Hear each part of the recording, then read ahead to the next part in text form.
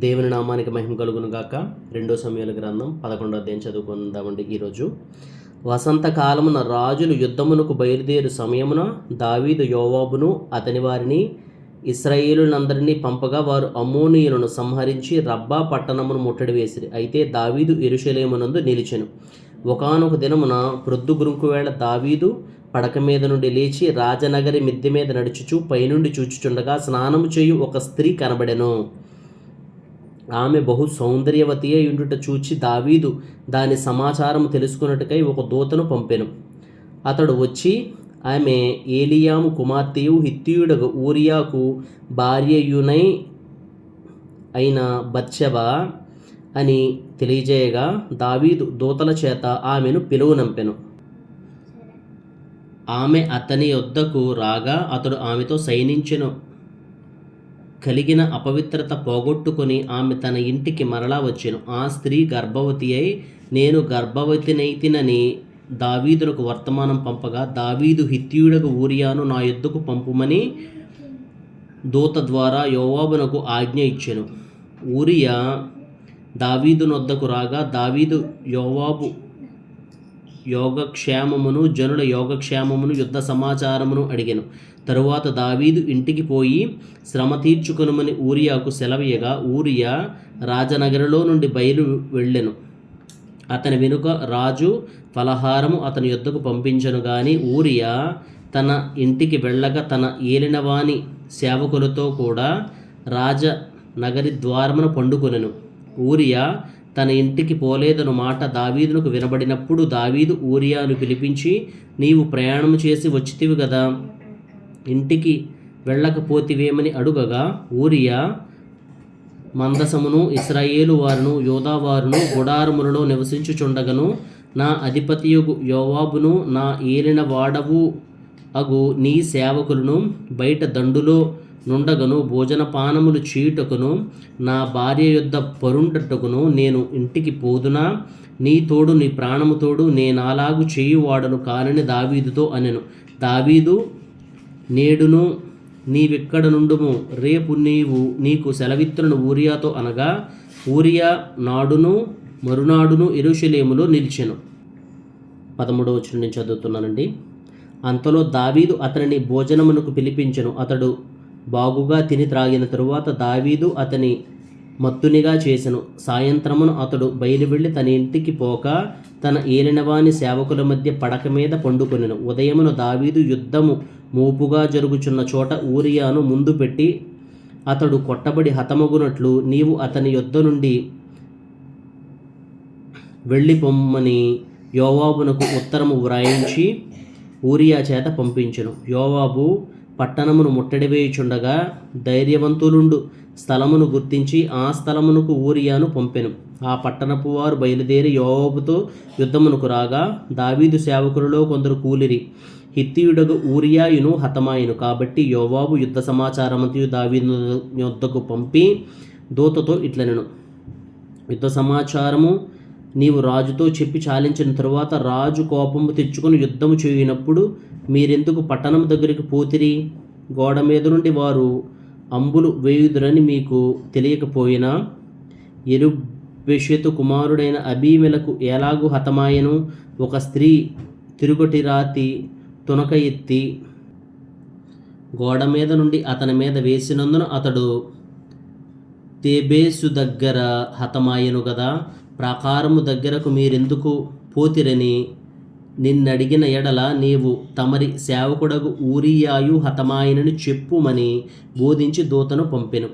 దూత పోయి యోవాబు పంపిన వర్తమానమంతయు దావీదునకు తెలియజేసెను. ఇట్లనగా ఆ మనుష్యుడు మమ్మను ఓడించుచు పొలములోనికి మాకెదురు రాగా మేము వారిని గుమ్మము వరకు వెంటాడి గెలిచితిమి. అప్పుడు ప్రాకారం మీద నుండి విలుకాండ్రు తమ సేవకుల మీద అంబులు వేయగా రాజు సేవకులలో కొందరు హతమైతిరి. తమరి సేవకుడైన హిత్తీయుడగు ఊరియా కూడా హతమాయెను. అందుకు దావీదు నీవు యోవాబుతో ఈ మాట చెప్పుము, ఈ సంగతిని బట్టి నీవు చింతపడకము. ఖడ్గము ఒకప్పుడు ఒకని మీదను ఒకప్పుడు మరి ఒకని మీదను పడుట కద్దు. పట్టణము మీద యుద్ధము మరి బలముగా జరిపి దానిని పడగొట్టుమని చెప్పి నీవు యోవాబును ధైర్యపరిచి చెప్పుమని ఆ దూతకు ఆజ్ఞ ఇచ్చి పంపెను. ఊరియా భార్య తన భర్తయగు ఊరియా హతమైన సంగతి విని తన భర్త కొరకు అంగలార్చెను. అంగలార్పు కాలము తీరిన తరువాత దావీదు దూతలను పంపి ఆమెను తన నగరికి తెప్పించుకొనగా ఆమె అతనికి భార్య అయి అతనికి ఒక కుమారుని కనెను. అయితే దావీదు చేసినది యెహోవా దృష్టికి దుష్కార్యముగా ఉండెను. అదేవిధంగా 12వ అధ్యాయం కూడా చదువుకుందామండి. కావున యెహోవా నాతానును దావీదు నొద్దకు పంపెను. అతడు వచ్చి దావీదుతో ఇట్లనెను, ఒకానొక పట్టణమందు ఇద్దరు మనుషులు ఉండిరి. ఒకడు ఐశ్వర్యవంతుడు, ఒకడు దరిద్రుడు. ఐశ్వర్యవంతునికి విస్తారమైన గొర్రెలను గుడ్లను కలిగి ఉండెను. అయితే ఆ దరిద్రునికి తాను కొనుక్కొనిన ఒక చిన్న ఆడు గొర్రెపిల్ల తప్ప ఏమీ లేకపోయాను. వాడు దానిని పెంచుకొనుచుండగా అది వాని యొద్దను వాని బిడ్డల యొద్దను ఉండి పెరిగి వాని చేతి ముద్దలు తినుచు వాని గిన్నెలోనిది త్రాగుచు వాని కౌగిట పండుకొనుచు వాని కుమార్తె వలె ఉండెను. అట్లుండగా మార్గస్థుడొకరు ఐశ్వర్యవంతుని యొద్దకు వచ్చెను. అతడు తన యొద్దకు వచ్చిన మార్గస్థునికి ఆయత్తము చేయుటకు తన గొర్రెలలో గాని గొడ్లలో గాని దేనిని ముట్టుకొనక ఆ దరిద్రుని గొర్రెపిల్లను పట్టుకుని తన యొద్దకు వచ్చిన వానికి ఆయత్తము చేసెను. దావీదు ఈ మాట విని ఆ మనుషుని మీద బహుగా కోపించుకొని, యెహోవా జీవముతోడు నిశ్చయముగా ఈ కార్యము చేసిన వాడు మరణపాత్రుడు. వాడు కనికరము లేక ఈ కార్యము చేసిన గనుక ఆ గొర్రెపిల్లకు ప్రతిగా 4 గొర్రెపిల్లలను ఇయ్యవలనని నాతానుతో అనెను. నాతాను దావీదును చూచి, ఆ మనుష్యుడవు నీవే, ఇశ్రాయేలీయుల దేవుడైన యెహోవా సెలవిచ్చినదేమనగా, ఇశ్రాయేలీయుల మీద నేను నిన్ను రాజుగా పట్టాభిషేకము చేసి సౌలు చేతిలో నుండి నిన్ను విడిపించి నీ యజమానుని నగరిని నీకు అనుగ్రహించి నీ యజమానుని స్త్రీలను నీ కౌగిట చేర్చి ఇశ్రాయేలు వారిని యోధా వారిని నీకు అప్పగించితిని. ఇది చాలదని నీవనుకొనిన ఎడల నేను మరి ఎక్కువగా నీకిచ్చియుందును. నీవు యెహోవా మాటను తృణీకరించి ఆయన దృష్టికి చెడుతనము చేసితివేమి? హిత్తీయుడకు ఊరియాను కత్తి చేత చంపించి అతని భార్యను నీకు భార్య అగునట్లుగా నీవు పట్టుకుని ఉన్నావు. అమ్మోనీయుల చేత నీవు అతని చంపించితివి కదా. నీవు నన్ను లక్ష్యము చేయక హిత్తీయుడకు ఊరియా భార్యను నీకు భార్య అగునట్లు తీసుకొని నందున నీ ఇంటివారికి సదాకాలము యుద్ధము కలుగును. నా మాట ఆలకించుము. యెహోవానగు నేను సెలవిచ్చినదేమనగా, నీ ఇంటివారి మూలమునే నేను నీకు అపాయం పుట్టింతును. నీవు చూచుచుండగా నేను నీ భార్యలను తీసి నీ చేరువ వానికి అప్పగించెదను. పగటియందు వాడు వారితో సైనించును. నీవు ఈ కార్యం రహస్యముగా చేసితివి గాని ఇశ్రాయేలీయులందరూ చూచుచుండగా పగటియందే నేను చెప్పిన దానిని చేయింతును అనెను. నేను పాపము చేసితనని దావీదు నాతానుతో అనగా, నాతాను నీవు చావకుండునట్లు యెహోవా నీ పాపమును పరిహరించెను. అయితే ఈ కార్యము వలన యెహోవాను దూషించుటకు ఆయన శత్రువులకు నీవు గొప్ప హేతువు కలగజేసితివి గనుక నీకు పుట్టిన బిడ్డ నిశ్చయముగా చచ్చునని దావీదుతో చెప్పి తన ఇంటికి వెళ్ళెను. 16వ వచనం నుంచి చదువుతున్నానండి. యెహోవా ఊరియా భార్య దావీదునకు కనిన బిడ్డను ముత్తినందున అది బహు జబ్బు పడెను.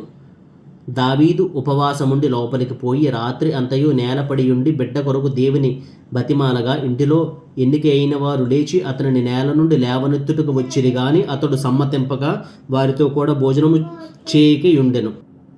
18వ వచనం నుంచి చదువుతున్నానండి. 7వ దినమున బిడ్డ చావగా బిడ్డ ప్రాణముతో ఉండగా మేము అతనితో మాట్లాడినప్పుడు అతడు మా మాటలు వినకయుండెను.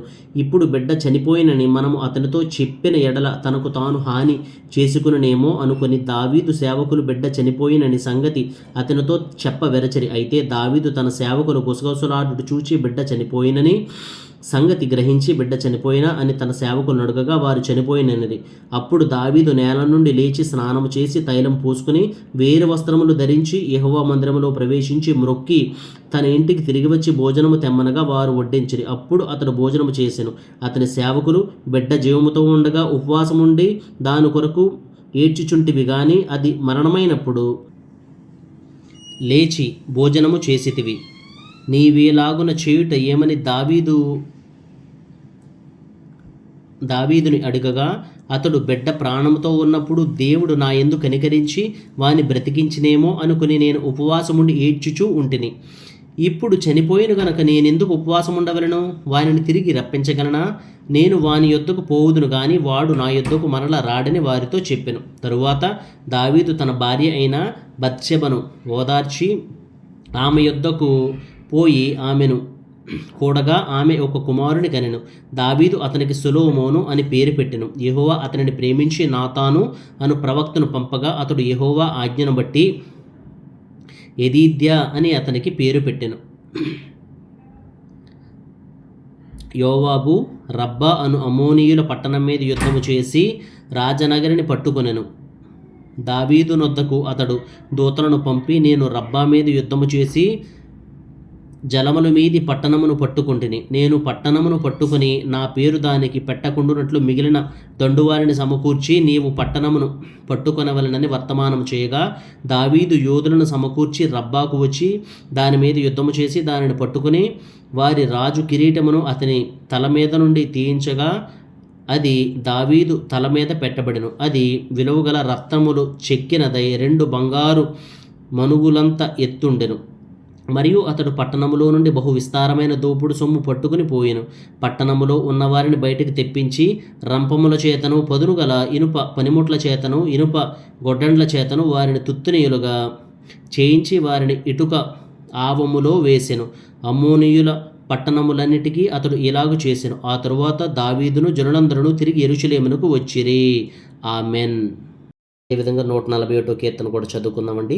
దావీదు కీర్తన. యెహోవా, నేను నీకు మొర్రపెట్టుచున్నాను, నా యొద్దకు త్వరపడి రమ్ము. నేను మొర్రపెట్టగా నా మాటకు చెవియొగ్గుము. నా ప్రార్థన ధూపము వలెను.